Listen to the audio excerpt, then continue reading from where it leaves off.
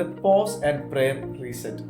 ജീവിതത്തിലെ പല വലിയ തെറ്റുകളും സംഭവിക്കുന്നത് സാഹചര്യങ്ങൾ മോശമായതുകൊണ്ടല്ല, മറിച്ച് നാം അതിവേഗം പ്രതികരിക്കുന്നത് കൊണ്ടാണ്.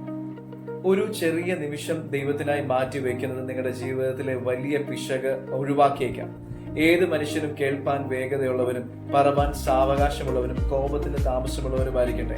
സ്റ്റോപ്പ്. വികാരങ്ങളെ ഇരച്ചു കയറുമ്പോഴോ ദേഷ്യം വരുമ്പോഴോ പ്രതികരിക്കുന്നതിന് മുൻപ് അല്പസമയം നിശബ്ദമായി നിൽക്കുക. Whisper.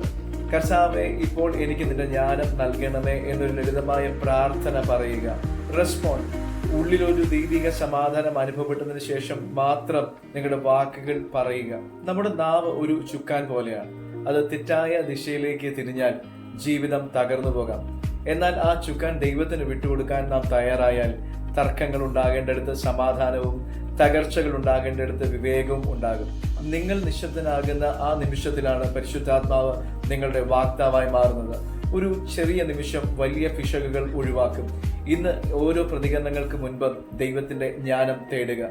Pose invites God into the moment.